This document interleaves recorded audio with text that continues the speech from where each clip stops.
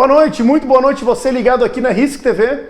Esse é o programa Contra Fatos, aquele programa que sempre expõe e traz fatos, afinal de contas, contra fatos, não há argumentos. Então eu gostaria de agradecer a você que nos assiste ao vivo, seja pelos canais da Risk TV, pelo Facebook, pelo... que mais? Vamos lá. Facebook, Instagram, YouTube... pelo site, pelo aplicativo. Obrigado, diretor. O diretor está lembrando aqui porque são vários canais, mas também estamos ao vivo para a nossa querida TV Mocinha para Balneário Camboriú e região. Então, para você que está nos assistindo ao vivo, meu muito obrigado. Então, hoje no programa aqui, sem muitas delongas, a gente vai ter uma conversa com o economista Sérgio Tovianski, com mais de 30 anos de experiência, já trabalhou em multinacional, já trabalhou no Tribunal de Justiça, passou por várias empresa do ramo farmacêutico, né? Então, boa noite, Sandra, boa noite, Sérgio, né? Pô, já estou confundindo os nomes já, né? Comecei bem hoje. Fica tranquilo. Boa noite, Bruno. Boa noite àqueles que nos assistem. É um prazer estar mais uma vez aqui com vocês. Muito bem.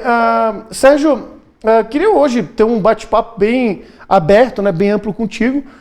Mas para começar o programa, eu quero que você fale o seguinte, sendo bem direto, bem claro, bem honesto. Quais são as diferenças de política econômica do governo Bolsonaro para os seus antecessores? Bom, isso é fácil, né? Primeiro a gente observa quem é o ministro atual, o ministro Paulo Guedes, e qual é a linha que o ministro Paulo Guedes segue, né? Vamos pegar números. Nós tivemos aqui saindo da chamada pandemia, onde muitos países entraram numa situação muito ruim econômica, com escassez, com um PIB em queda, e nós tivemos agora, 2022, o Brasil, de um grupo de países, está com um crescimento econômico real. Pega os Estados Unidos, pega outros países da Europa, todos em decréscimo, né? Vamos dizer, crescimento negativo. Então, nós temos uma pujança muito grande pelo país, pelo que o país produz, pelo seu tamanho, potencial de mercado e potencial de investimento. E nós estamos muito, mas muito bem em relação aos governos anteriores. Por quê? Tivemos uma crise mundial e saímos, inclusive, com criação de empregos. Se pegarmos, por exemplo, 2015, não tínhamos crise mundial e tivemos quanto? 12, 13 milhões de desempregados. Essa é uma das grandes diferenças. Um país que cresce, que gera emprego, não é? E não está numa situação tão ruim como estão, por exemplo, os chamados economias de primeiro mundo, né? Tá, então quer dizer, antes a gente não tinha nenhum tipo de catástrofe que não fosse o governo Lula e o governo Dilma. Agora o governo Bolsonaro, só vamos relembrar algumas coisas, passou por Brumadinho, o governo Bolsonaro passou por pandemia, o governo Bolsonaro está passando agora por aumento global de preços, está passando por uma questão aí de guerra na Ucrânia. Todos esses fatores, então, mostram que o Brasil tem se recuperado de uma forma bastante positiva dentro desse cenário. Te faço mais uma pergunta. Você consegue imaginar como é que nós estaríamos hoje se a nossa equipe econômica não fosse o Paulo Guedes, se o nosso presidente não fosse o Bolsonaro? Nós teríamos com um cenário de recessão acentuada, né? Queda do PIB, ou seja, o crescimento do país estaria retroagindo, né?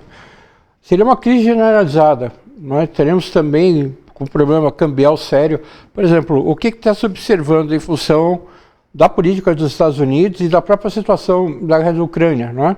Uma grande desvalorização do dólar, e o Brasil está não só se valendo da desvalorização do dólar, mas subindo a valorização do real, né? Nós tivemos agora aqui, está na faixa dos 4,60, alguma coisa, se não me engano, a relação dólar-real, nós tivemos aí para trás 6,50.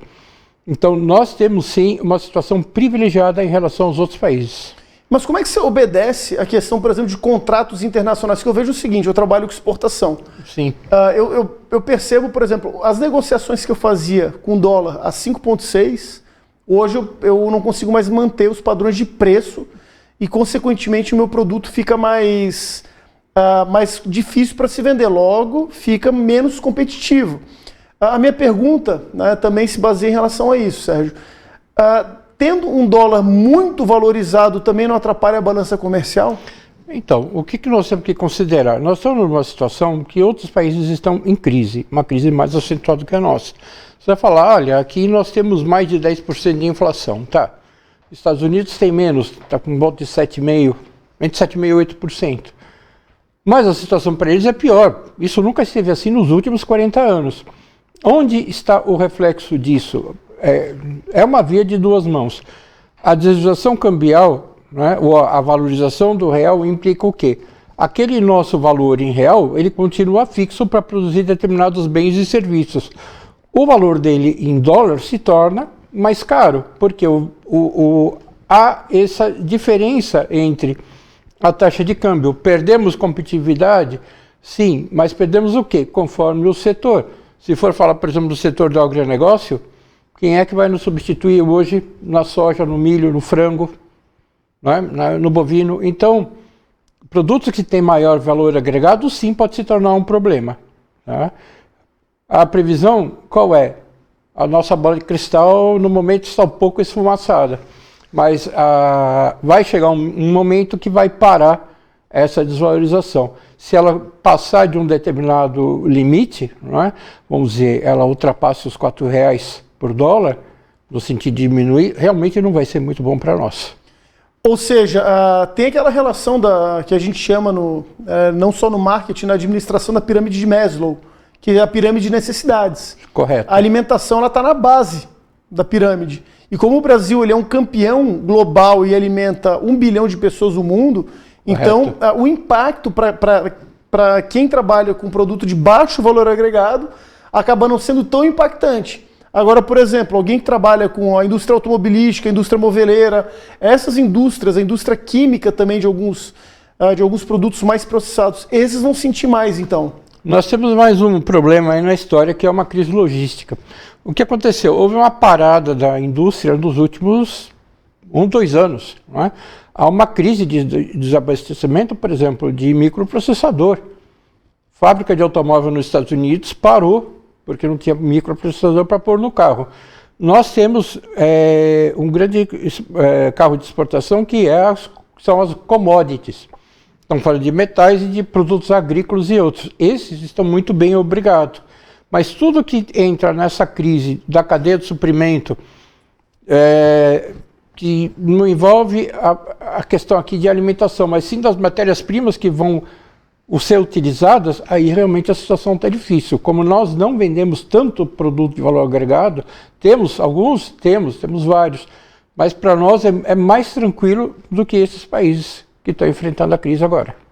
E por outro lado, a questão do combustível. O combustível entra em toda a matriz de produção, uma questão óbvia, né? Porque todos os suprimentos, todos os produtos de matéria-prima, eles precisam ser transportados, consequentemente, o aumento do preço do combustível ele acaba se tornando um agravante em relação ao custo do produto no final do processo. O que explica, por exemplo, hoje a gente está tendo aí, por exemplo, o barril do dólar batendo $180, chegando a valores altamente globais. Por que eu pergunto isso? Né? Valores altos em termos globais. Eu pergunto isso porque muita gente pergunta como que uma guerra na Ucrânia, né, entre Rússia e Ucrânia, que não é uma região produtora de petróleo, né, tanto de petróleo quanto, por exemplo, no Oriente Médio, por exemplo, na época da Guerra do Golfo se justificava, porque ele era uma região produtora.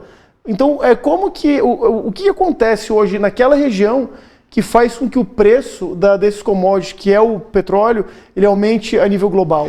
Tá, nós temos mais de uma coisa acontecendo. Então, vamos lá. Primeiro, a Rússia é um grande exportador do quê? De gás, mas também é um grande exportador de petróleo, acredite se quiser. Hoje, agora, essa semana, teve uma polêmica, que é qual? A Índia está comprando petróleo da Rússia com 30% de desconto.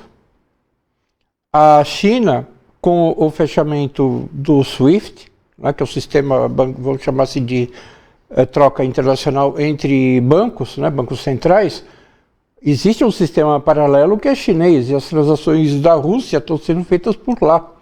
O yuan, que é a moeda da China, subiu, o rublo despencou, e agora os países como a Arábia Saudita aceitam o yuan ao invés do dólar na compra de petróleo. Não é? Nós temos uma grande capacidade de produção de petróleo nos Estados Unidos. E está travado, estão gastando a reserva estratégica. Por que os Estados Unidos estão usando a reserva estratégica? Porque o governo Biden não quer que se explore o petróleo do país. E está comprando de quem? Da Rússia. Vai comprar da Venezuela, que é um petróleo diferente, não é? O tipo de petróleo exige outro tipo de refinaria. Então nós temos uma crise, sim, por causa da guerra, que tem reflexo nas transações financeiras, que isso muda o custo, temos troca de moeda, de transação agora. Se estou recebendo yuan, o que acontece com o dólar? A tendência é, inclusive, que o dólar não tenha mais a força que tem no futuro não tão distante, porque ele pode estar sendo substituído pelo yuan e outras moedas. O euro está atrelado ao dólar, se um desce, o outro desce. Tudo isso explica, não é? A Arábia Saudita tem a condição de produzir o quanto precisa por uma boa parte dos seus consumidores. Os Estados Unidos têm condição de quebrar a questão do preço do combustível lá, desde que explore o seu próprio petróleo. Então nós estamos vivendo sim uma questão política. É isso que explica a questão do preço hoje. A gente sabe que o padrão hoje de transação internacional é o padrão dólar. Tanto é que esse padrão ele vem desde Bretton Woods, né, que foi colocado, sim, foi estipulado pela comunidade internacional. E a gente vê então a queda desse padrão. Né? Você acredita que o dólar ele tem data e hora para deixar de existir um padrão? Veja bem, o dólar ele vai continuar por muito tempo, vai. O que pode ameaçar o dólar deixar de ser a principal moeda de transação? Primeiro, quais são os meios de troca dessa moeda? Nós estamos falando do meio, acabamos de falar do SWIFT, onde ocorrem as transações. Se eu saio, uma parte significativa das transações que ocorrem no mundo sai do sistema do SWIFT e passa, por exemplo, para o sistema chinês, qual vai ser a moeda predominante? Vai ser o yuan. Não é? Então, haverá uma perda de importância do dólar na transação. Só que o que vai dizer se isso é verdade ou não é apenas os sistemas de troca, é a solidez do país. O que não se fala, mas todo mundo sabe que é verdade, o setor imobiliário, né, chinês está falido. Quem já não ouviu falar de uma empresa chamada Evergrande, que é a maior empresa do setor imobiliário, construtora? Então, isso tem uma pressão danada lá dentro. E isso vai dar um problema muito sério e está derrubando mercados, está derrubando a moeda. Por quê? Porque eles não conseguem pagar os seus compromissos. E o governo chinês tem que entrar, isso dá inflação. Muito bem. Mudando de assunto da política global e economia global, vamos entrar para questões que envolvam o nosso dia a dia, né? A gente sabe, né, que a taxa de dólar tem caído, né? E a gente tem percebido alguns outros indicadores também, que, por exemplo, a Bolsa de Valores ela tem batido recordes pós-pandemia, chegando a níveis até antes desejados, antes da pandemia. O Brasil teve uma recuperação econômica que acabou sendo totalmente fora da curva global. E o que você vê hoje, impacto direto de todos esses eventos na vida do brasileiro? Porque eu vejo muita gente reclamando. Tá tudo muito caro, o supermercado os valores estão absurdamente altos. Eu até comprei briga no supermercado com um cara do meu lado reclamando, chamando o presidente Bolsonaro de maluco, comprei briga com ele. Uhum. Mas eu vejo, por outro lado, que também aumentou, né, o poder de compra do cidadão comum, né? Então, como é que você vê esse cenário atual que a gente vive para o padrão de vida do brasileiro médio? Tá. Falando da questão, por exemplo, de preço das coisas, né? E falando especificamente também do preço de combustível. O que acontece? Nós temos um preço que é lá na refinaria, né? E nós temos um preço que é na bomba de gasolina. O governo federal baixou uma série de impostos. Por exemplo, qual é o imposto federal do gás hoje? 0. Mas os governos estaduais subiram, majoraram todas as alíquotas. Então, puxou para um lado para baixo, puxou para o outro para cima, né? E nós estamos nessa situação. Nós dependemos ainda de petróleo do exterior, dependemos. E para quê? Só para o carro? Para o caminhão? Não. Nós temos aí uma indústria petroquímica que faz plástico em cima de petróleo. O petróleo para nós é presente em praticamente tudo que nós lidamos no nosso dia a dia, né? Isto faz pressão no preço. Aonde que o preço ainda das coisas está segurando? Nós temos um mercado interno enorme, mais de 200 milhões de pessoas consumindo. Nós tivemos aí no período de pandemia, o quê? Uma bolsa, não é? Um auxílio de R$400, que não salvou apenas as pessoas nas suas necessidades básicas, salvou a economia do país, por isso que as coisas não quebraram de uma vez.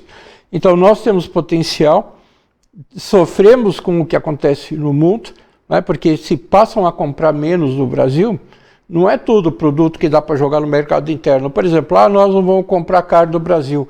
Vai acontecer o que aconteceu uns anos atrás, nós vamos comer churrasco, se já comia todo fim de semana, nós vamos comer de segunda a sexta. Por quê? Porque o produto tem que ser colocado aqui dentro e o preço cai. Produtos agrícolas, estamos com um problema que está vindo aí, que pode majorar, o que é o problema do fertilizante.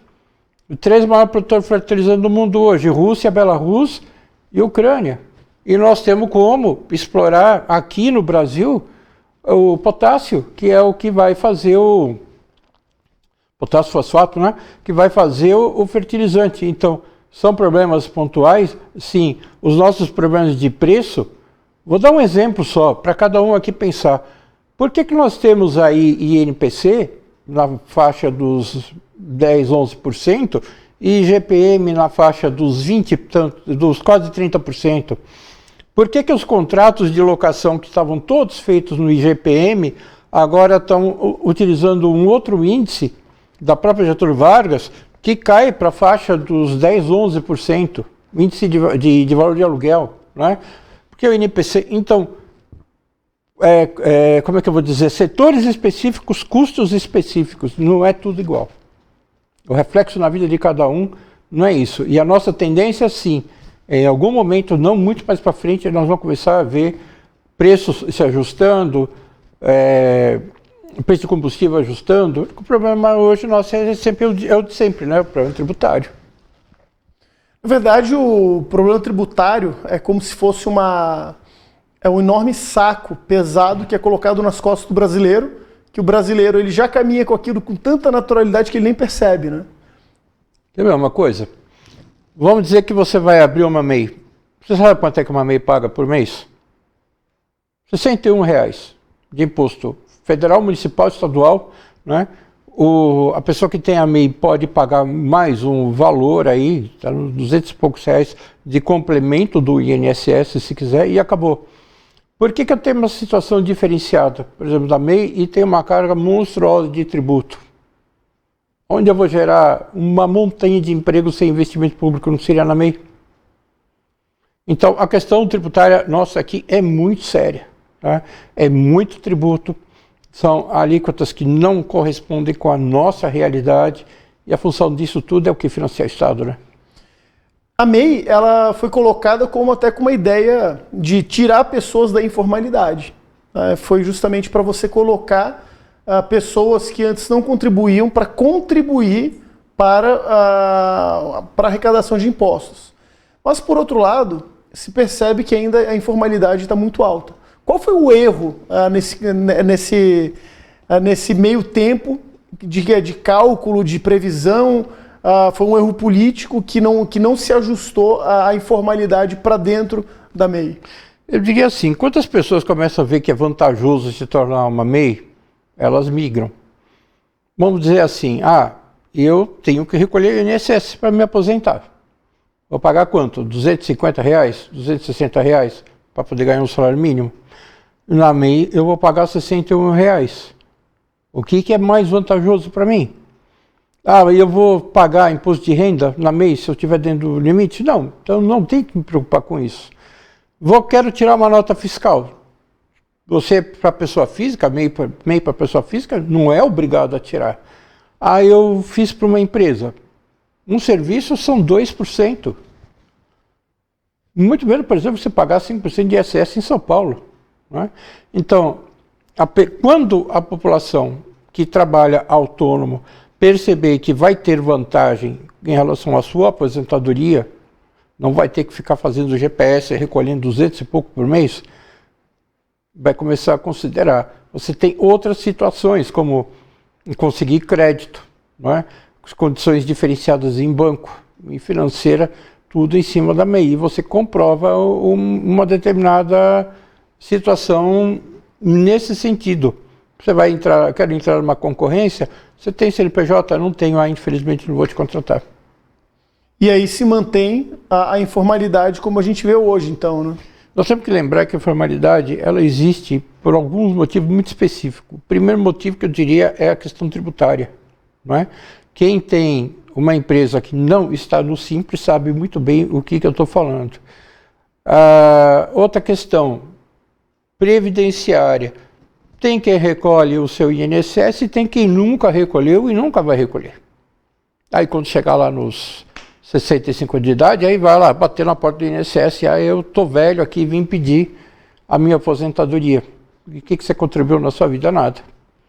Então, aquilo que complica, aquilo que dá custo, ninguém quer na sua vida. Então, é muito mais fácil ser informal, aparentemente você ganhar e tudo aquilo que você ganhou de um trabalho informal ser seu, é uma coisa. O dia que você chegar lá na frente e descobrir que você, por exemplo, não consegue se aposentar porque você não recolheu, é outra, né? Bom, sobre a questão da aposentadoria, muito foi dito antes da reforma da Previdência que se quebraria, né, assim que você tivesse, se você não tivesse nenhum tipo de reforma. Foi reformado, acabou com algumas questões ali de regalias, de coisas que antes eram dados como benefício e tudo mais, mas uma coisa é fato, né? A economia feita nesse tempo, ela acabou sendo usada para a recuperação econômica durante a pandemia. A minha pergunta, Sérgio, é a seguinte: o que a gente pode tirar como pontos positivos dessa reforma, sendo que o Brasil poderia terminar como, por exemplo, a Venezuela, que a aposentadoria está na casa de $5, ou a Argentina, que eu estava conversando com um oficial da aeronáutica que se aposentou na Argentina com todos os benefícios e hoje a aposentadoria dele é igual a R$150. Nós temos que ver assim, primeiro, o que a pessoa espera da sua aposentadoria? Que ela tenha que ela tenha uma remuneração que dê para ter uma vida digna, né? Que seja comer, se vestir, comprar o remédio que o SUS não dá e vai daí para frente. Os rombos da Previdência vieram sempre da onde? De quem contribuía dentro do sistema, quem é CLT? Aquela pessoa que recolhe ou é recolhido pela empresa que trabalha, ou quem deu o rombo na Previdência são justamente o funcionalismo público. Qual é o nosso limite e qual é o limite deles?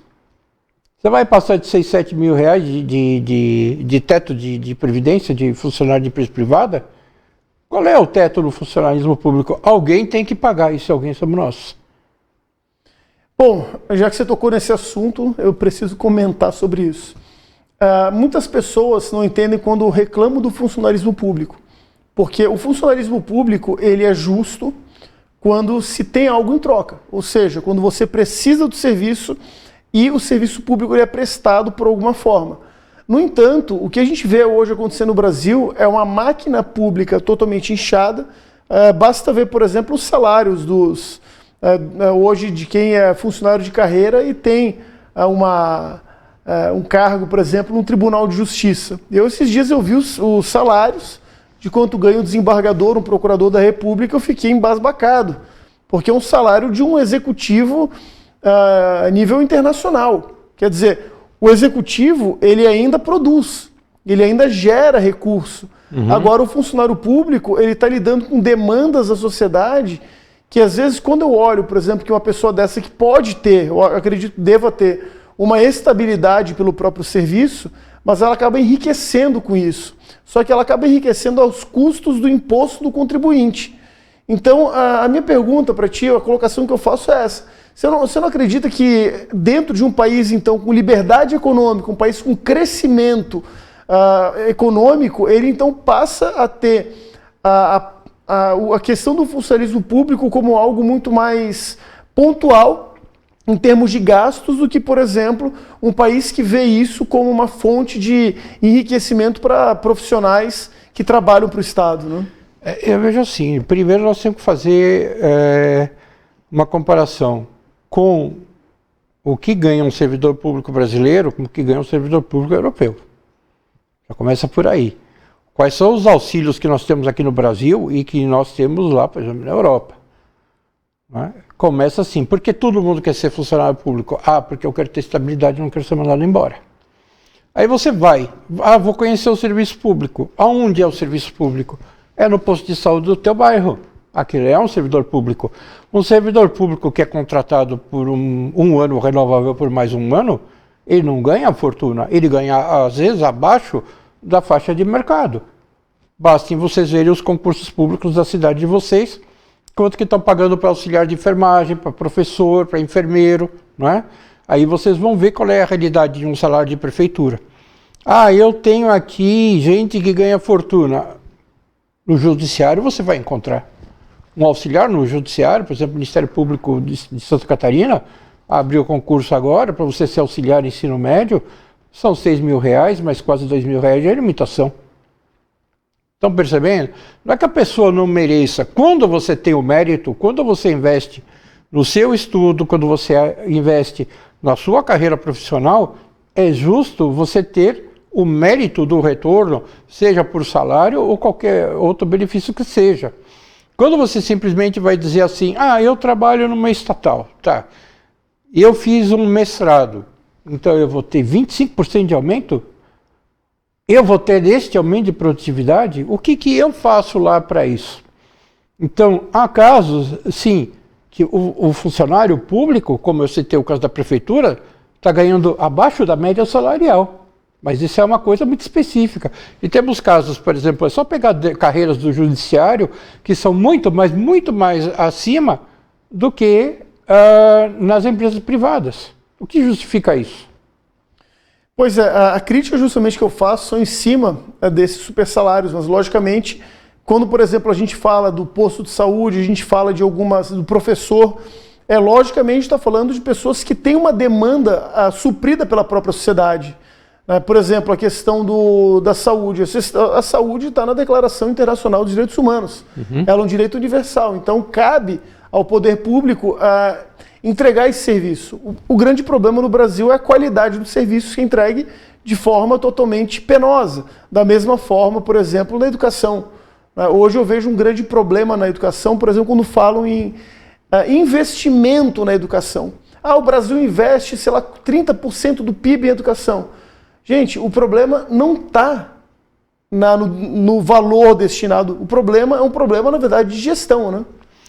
Eu vou dar o exemplo que eu conheço, de viver o exemplo, né?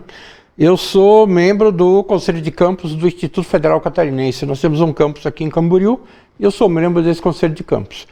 No Conselho passa, na minha mão, as emendas, né, os projetos pedagógicos dos cursos que vão ser aprovados ou que existem e vão cessar. Ok? Muito bem. Além disso, outras questões orçamentárias. Então vamos falar, por exemplo, de dinheiro que vem para uma instituição de ensino. O que eu vejo? Uma instituição de ensino de um grande porte, por quem conhece o campo de Camboriú deve saber do que eu estou falando, na parte, por exemplo, de obras, não há recurso que chega. E nós não estamos falando de coisa luxuosa, estamos falando do básico. De fazer um laboratório, de botar equipamento dentro do laboratório. Nós temos verba suficiente? Não. O que se faz hoje? Se pede emenda parlamentar. Bacana, estou vendo lá a edificação. Agora vamos falar o outro lado.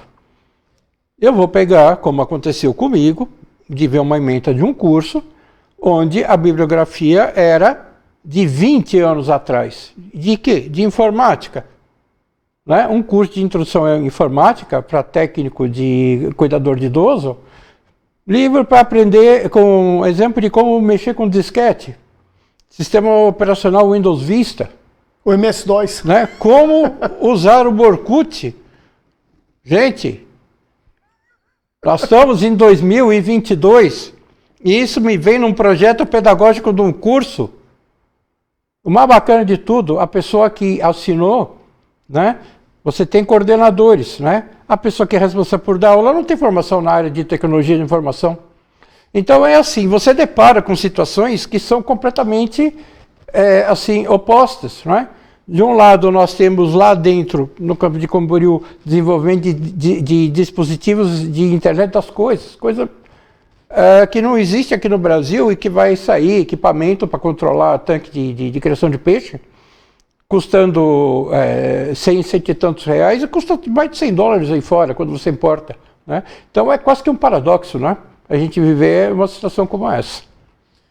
Bom, hoje, quando a gente fala em relação à questão de ensino, então, a gente percebe que o problema, muitas vezes, ele parte também da falta de atualização desses profissionais, né? Então, por exemplo, hoje, quando você fala, né, em relação à questão do Orkut e tudo mais, eu fico imaginando um professor, por exemplo, dentro do campo do IFSC, que dá aula sobre a questão de avaliação de mercado, e o cara passar, por exemplo, uma questão de valores dentro da casa dos cruzados novos.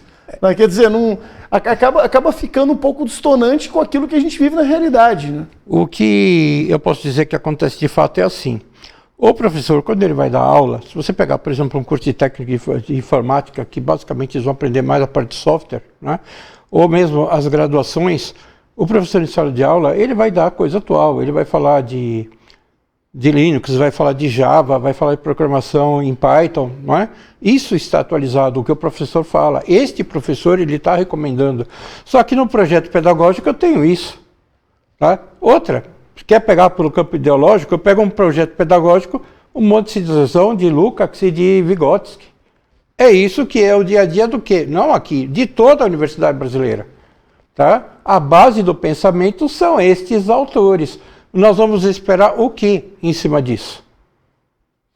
É interessante você ter tocado nesse assunto, porque lembra muito quando eu fiz faculdade de Geografia, que eu lembro muito do que estava sendo ensinado dentro das aulas, e aí me caiu um certo paradoxo, né, de tentar imaginar esses caras como professores futuramente.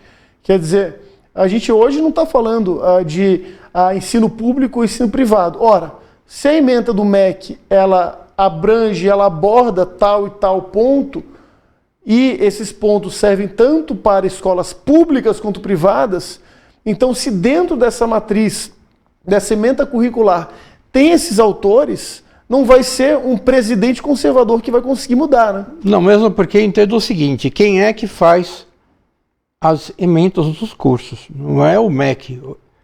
Você, em cada instituição de ensino, uma universidade federal, por exemplo, você tem grupos que são formados e que formulam o curso. Eles explicam como é que vai ser a estrutura do curso, quais são as matérias, qual é a bibliografia complementar, qual é o recurso humano, qual é o recurso material. Tudo que se refere a um curso tem que estar abrangido ali, no projeto pedagógico. Inclusive, o que aquele espaço físico, o que aquele campus tem a dispor para o curso, né? Quando é feito isto, há uma elaboração de uma justificativa do curso, né? Que isto quem faz? Não é o MEC que faz. Isso quem faz são estes professores dessas instituições de ensino que formulam. Aí é tal negócio. Se um determinado professor vai querer citar que a base dele é o Paulo Freire e o Vygotsky, ele vai escrever isso, não tem problema nenhum para ele.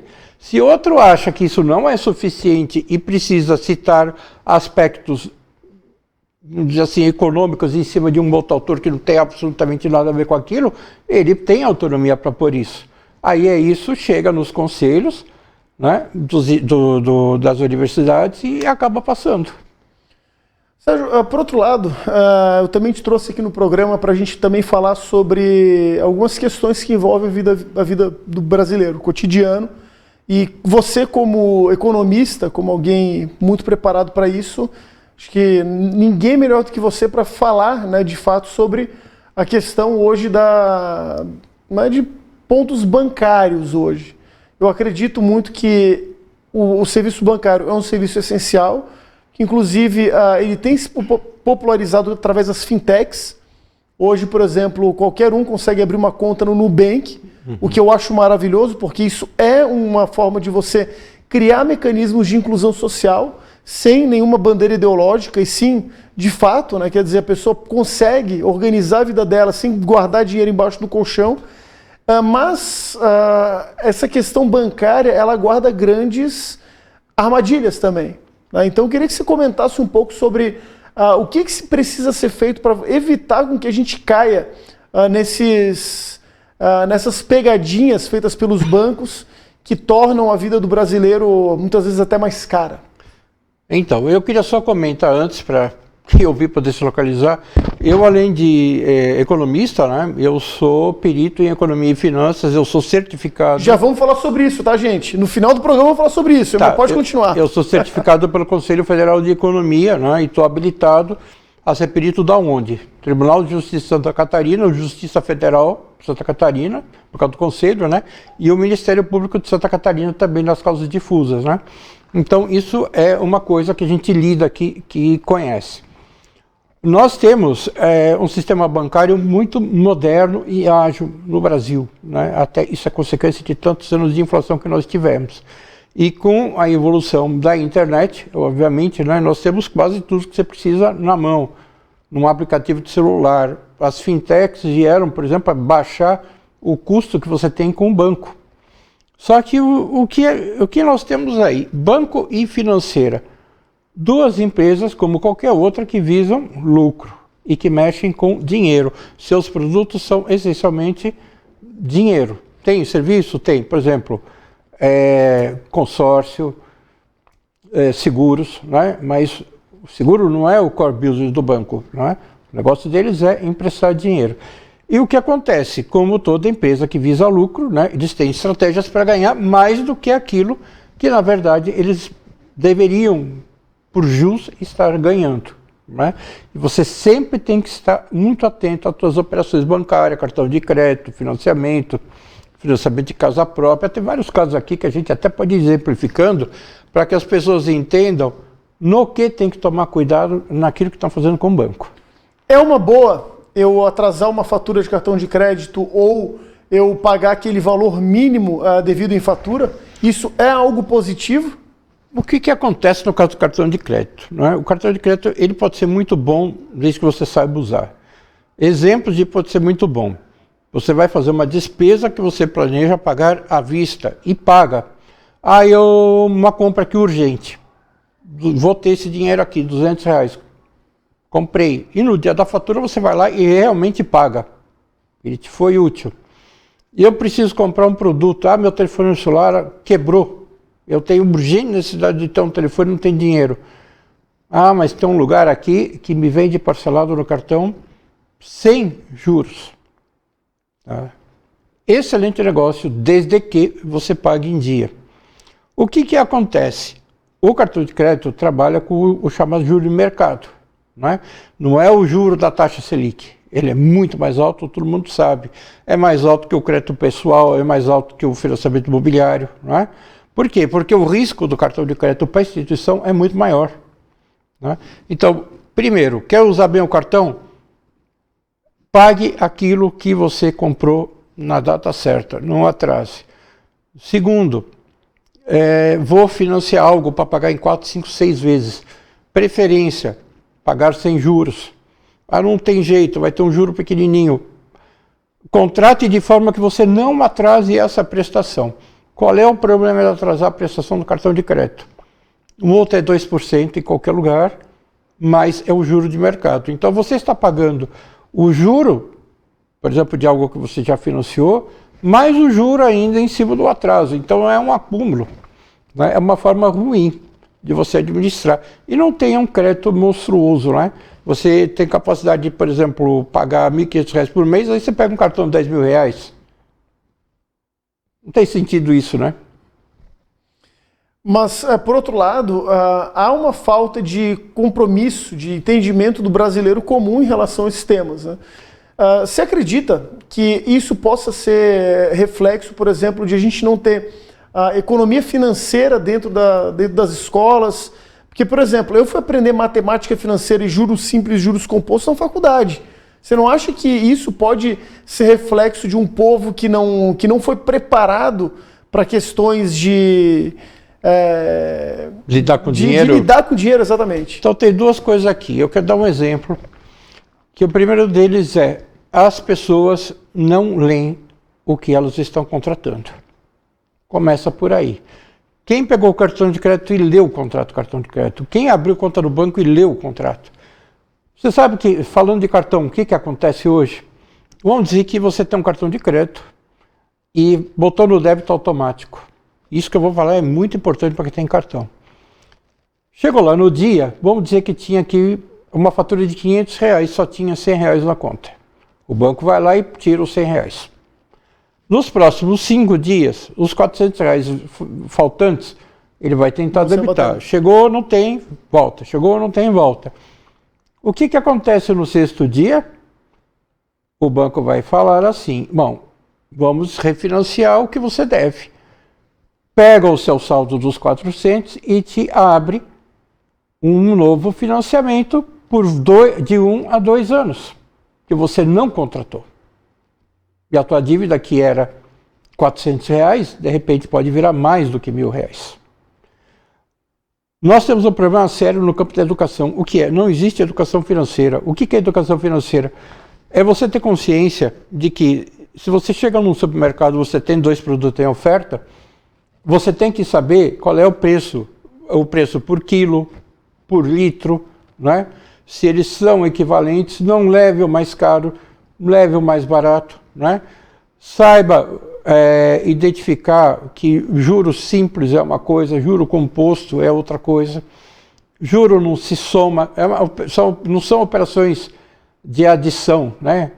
1% mais 1% dá 2, não. Você tem que fazer cálculo de número índice, né? 1,01 vezes 1,01 dá mais do que 2. Não é? Então, essas coisas você poderia estar aprendendo no final do ensino fundamental. Uma coisa simples pra caramba, regra de 3. Quem não aprendeu regra de 3 na escola? Você faz qualquer conta de poder comparar uma coisa com a outra com isso. Então, não houve esse despertar de pegar os alunos e ensinar como administrar a sua vida financeira. Não gastar mais do que vocês ganham. É aquela velha história do 10% mais 10% não é 20%. 10% mais 10% é 21%. Porque o 1% a mais que foi colocado ali, ele é juros sobre juros. Né? É um valor mais o outro, só que o outro já estava crescido. Né? Então, hoje no Brasil, então, há uma questão que esse não entendimento do cidadão comum em relação a essas questões básicas, elas acabam criando uma bola de neve. Eu vou até te falar uma situação. Eu já dei aula para adolescente de 14 a 17 anos de idade e eu dava aula de matemática financeira para uma instituição em Itajaí. E uma coisa que me chamou a atenção é que eu ensinava regra de 3 e porcentagem. Porcentagem é a coisa mais fácil do mundo. Sim. É tanto, 100%, faz a regra, pronto, chega no resultado. Os caras erravam.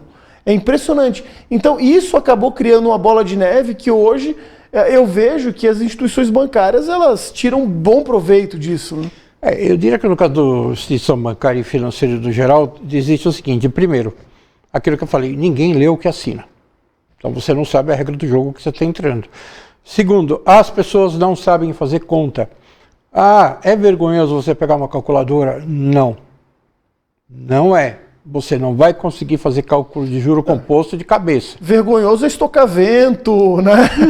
Pois é, vergonhoso é pegar o dinheiro do seu país e investir em obra lá fora, né? Exato. Então, as pessoas já começam que não sabem fazer conta, não sabem nem a tabuada, que é como é ridículo. Quanto é que é 4 vezes 4, né? Coisas assim. Sem isso, meu amigo, você não consegue saber o que você está fazendo. Né? E você vai ter uma vida pior, porque você sempre está desconfiado que alguém está te enganando. O problema da educação financeira é justamente esse. As pessoas não sabem fazer cálculo, não sabem avaliar. Você não precisa ser um mestre em estatística para saber que algo é X% mais caro do que o outro. Dividam pelo outro, o número que deu é aquilo lá. Né? Puxa, eu não sabia que era assim, agora tu sabe. Então, Há esse problema de educação, há também aquele outro problema que todo mundo se acha esperto, né? Que está levando vantagem, e na verdade não é bem assim, né? Então, infelizmente, esse problema, o funil aqui é a educação, seja na escola e seja em casa também. Agora, uma questão importante que as pessoas não percebem, por exemplo, a questão de comprar um carro zero. Quando você vai na concessionária e você compra o carro, ele tem um preço X. Quando você faz um financiamento, você vai pagar o valor do carro vezes sei lá quanto. Agora a questão é a seguinte, quanto que vale a pena, de fato? Será que vale a pena eu guardar dinheiro e conseguir comprar um carro zero? Ou será que o que tem hoje de opção de financiamento vale a pena? Eu te pergunto o seguinte, eu preciso ter o carro zero mesmo? Primeiro ponto. Vamos falar duas coisas sobre isso. Primeiro, quem vai fazer um financiamento de um carro hoje, chega lá na loja, já está a financeira lá. Nós vamos te financiar tudo aqui na hora e já sai. Você trabalha? Eu trabalho. Tem carteira assinada? Tenho. Tá. Então, olha, você vai fazer aqui um seguro, né? Para que se você ficar desempregado, ele vai cobrir. Mas no contrato diz que eu não sou obrigado a fazer. Mas se você não fizer, vai ficar difícil ter seu financiamento. Isto acontece. Isso é golpe. Tá? Venda casada. Tá bom. Conseguimos tirar fora aqui o tal do seguro, né? Economizamos aí um bom dinheiro. Alguns milhares de reais. O carro tem imposto, né? Tem IPVA todo ano, licenciamento, o seguro.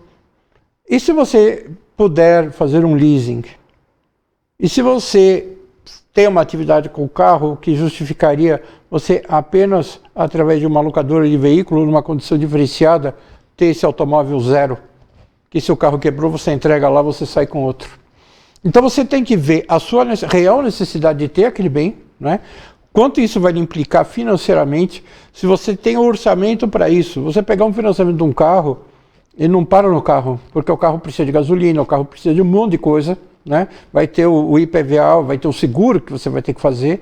Então, planejamento financeiro. Da mesma forma que a empresa planejar a compra de um bem de capital, você tem que planejar se você vai comprar ou não aquele carro, e o carro é novo, é zero, né? E se há alternativas a essa compra. Basicamente é isso. Acerte no processo de decisão, ponto 1. Acerte na maneira que você vai fazer a operação. Cuidado com financeira, né? E cuidado com os produtos que eles vão querer te empurrar. Falam muito de reciprocidade em banco. O que é? Olha, eu vou te fazer um favor de dar um empréstimo que você vai me pagar aqui um juro de 90%, 100%, 120% ao mês. Como eu estou te fazendo esse favor, agora você vai me contratar aqui um seguro, você vai me comprar um título de capitalização. Não caiam nessa.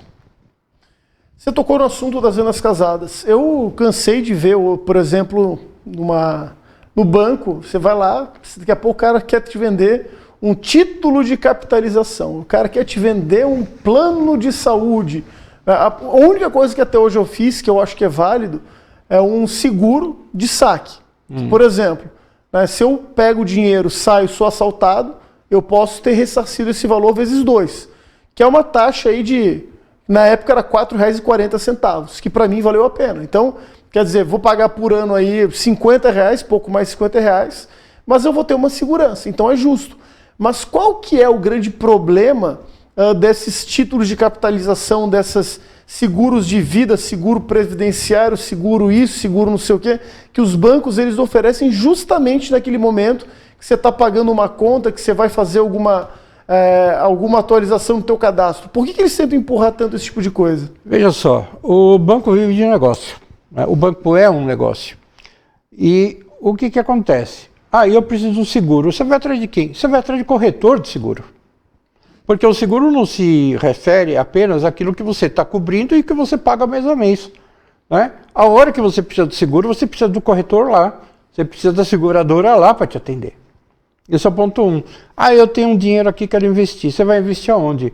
Na corretora de títulos e valores imobiliários, que tem taxas melhores, tem taxas melhores, vai te sair muito mais rentável do que você pegar um título do banco. O banco quer vender o título dele, o banco quer vender o serviço dele e ganhar a comissão dele, né?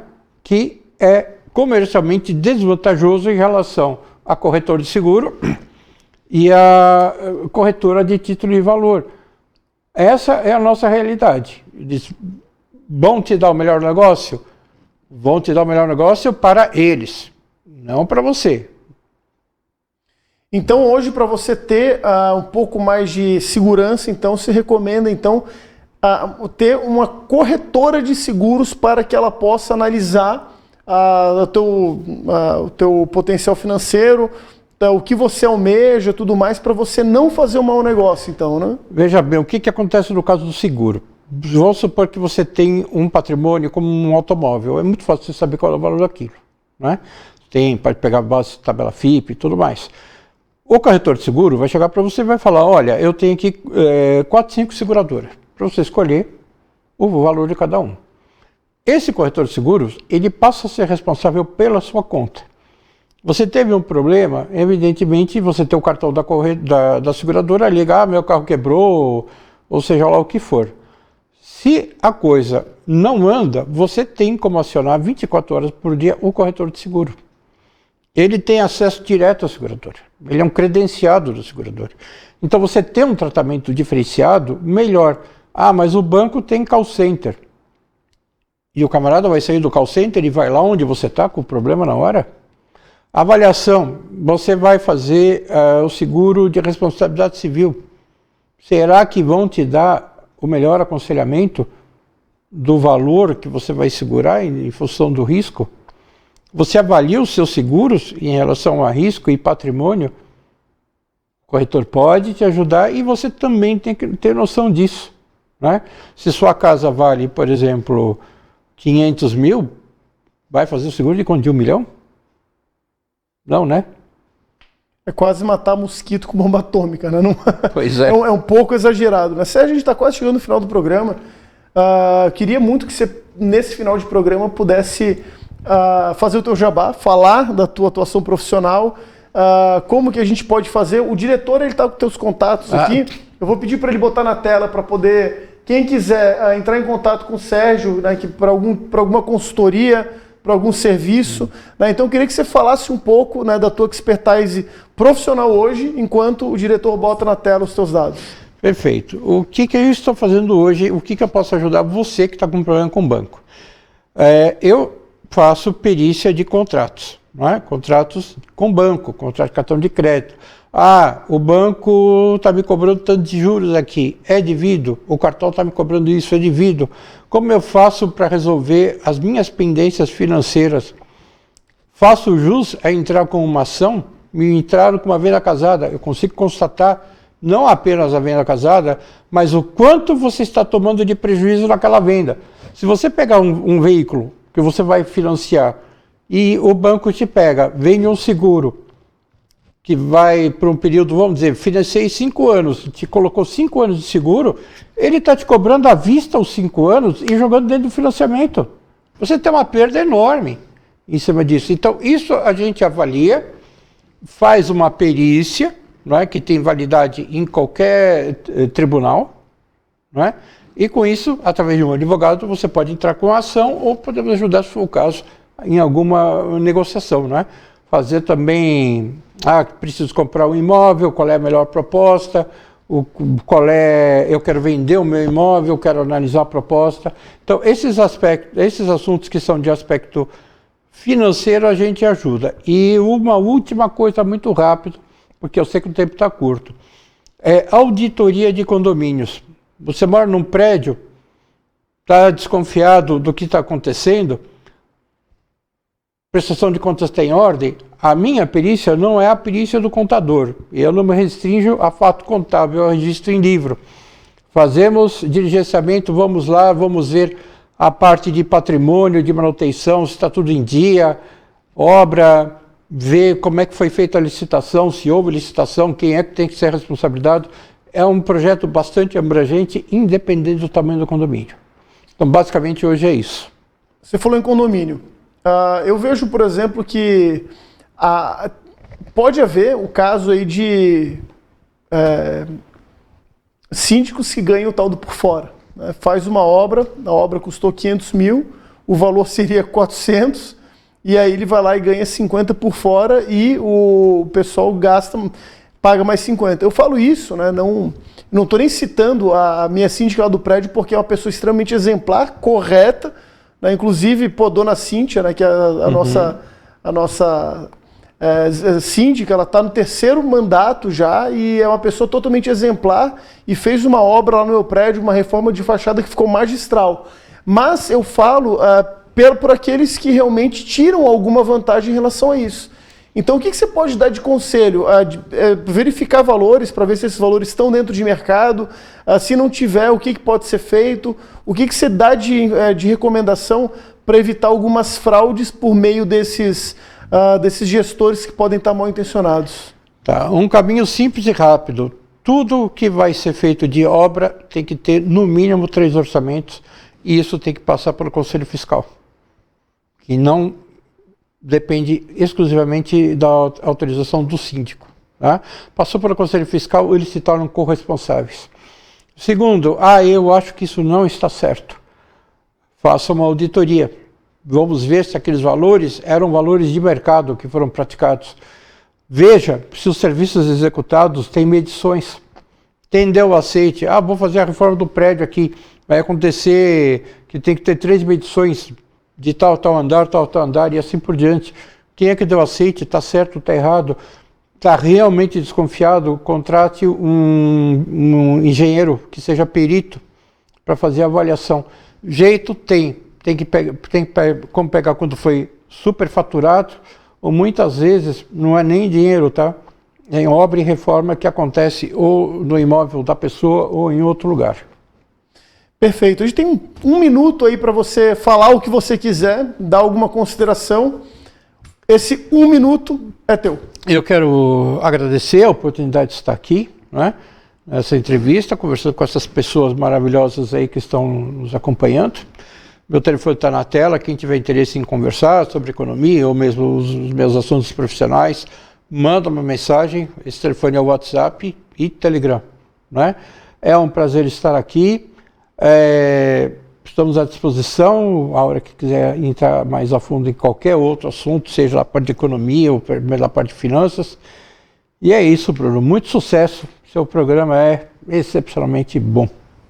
Sérgio, obrigado de verdade. Eu que agradeço. Antes de encerrar o programa de hoje, eu vou passar um vídeo, que é um vídeo para caso você possa fazer um trabalho de contribuir. Né? Então, o meu cunhado e a minha irmã são mantenedores de um abrigo social em Maricá, no Rio de Janeiro, e por conta das fortes chuvas do último final de semana, esse local ele ficou totalmente devastado. Caiu o telhado, a água segue empoçada em algumas partes dentro da casa, e é um lar, né? A Casa Família Resgate. É um trabalho fundamental, porque acolhe pessoas com algum tipo de deficiência, seja mental, motora, que foram abandonados pelos seus familiares. Então eu vou passar o vídeo no final do programa. Se for da tua vontade, faça contribuição.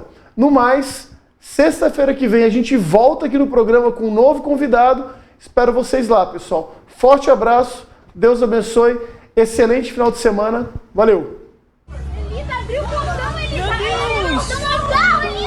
O portão! A cidade de Maricá sofreu demais com as fortes chuvas desse final de semana e a Casa Família Resgate foi duramente atingida.